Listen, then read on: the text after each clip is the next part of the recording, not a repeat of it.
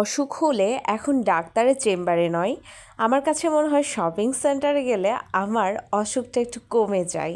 আপনাদের কি অবস্থা? আপনাদেরও কি একই কাহিনী হয় নাকি যে শপিং করলে রোগ শোক কিছুই থাকে না?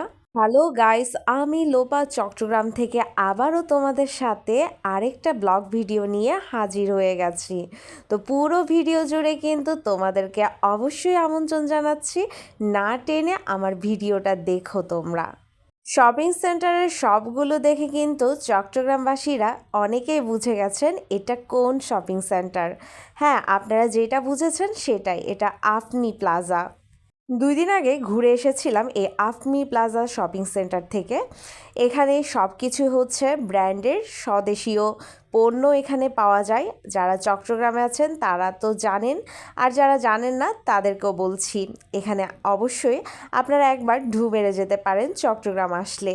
আর এখানে যে হাতের তৈরি গলার সেটগুলো দেখছেন, এগুলোর প্রাইস হচ্ছে 250 টাকা, আর এক্সট্রা কানের প্রাইস ছিল 100 টাকা। এগুলো সবই মাটির তৈরি গহনা। আর এই যে শাড়ির কালেকশন রয়েছে, সব কিছুই কিন্তু দেশীয় পণ্যের। খুবই ভালো লাগে এগুলো, আসলে ব্যবহার করতে আপনি অনেক কমফোর্ট ফিল করবেন। আর এই যে আমার ননদ চুড়ি পছন্দ করছিল, চুড়িগুলোর প্রাইস ছিল মাত্র 150 টাকা।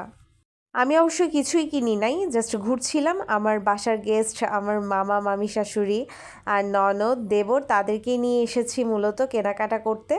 আর চোখে পড়ে গেল এই শপটা অনেক সুন্দর হয়েছে। তাদের সাজানোটা ব্ল্যাক অ্যান্ড হোয়াইটের কম্বিনেশনে, শাল থেকে শুরু করে মগ, শাড়ি, থ্রি পিস, যে কোনো কিছু, শার্ট প্যান্ট বলেন, পাঞ্জাবি, সবই দেখতে পাচ্ছেন আপনারা। দেখতে কিন্তু খুবই দৃষ্টিনন্দন ছিল। দেখছেন ব্যাগও কিন্তু সাদা কালোর একটা কম্বিনেশনের ছোঁয়া আছে। যাই হোক, এখানে ছিল বেবিদের ড্রেস, এগুলোও কিন্তু অনেক কিউট কিউট।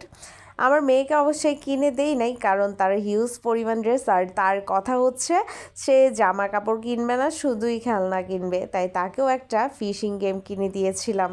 আর এখানের এই শপটা আরও সুন্দর। এটা ঘর সাজানোর জন্য যত ধরনের জিনিসপত্র আছে আপনারা এখানে পেয়ে যাবেন।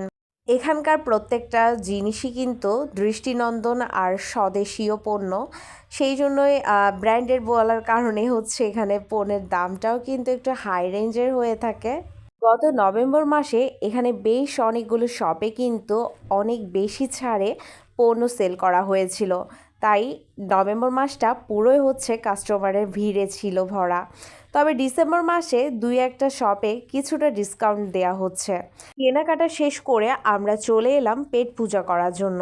আর এখানে ট্রাই করেছিলাম ঝাল ফুচকা আর 1 প্লেট দই ফুচকা। ঝাল ফুচকাটা আমার কাছে আহামরি তেমন কিছুই লাগেনি, দই ফুচকাটা তবে ভালোই লেগেছে। আমার কাছে বেস্ট ফুচকা বলতে চট্টগ্রাম বিশ্ববিদ্যালয়ের সিরাজ মামার ফুচকা, আর হচ্ছে কাজী ডেয়ারি স্টেডিয়ামের দোতলায় হচ্ছে তাকদির রেস্টুরেন্টের ফুচকাটা।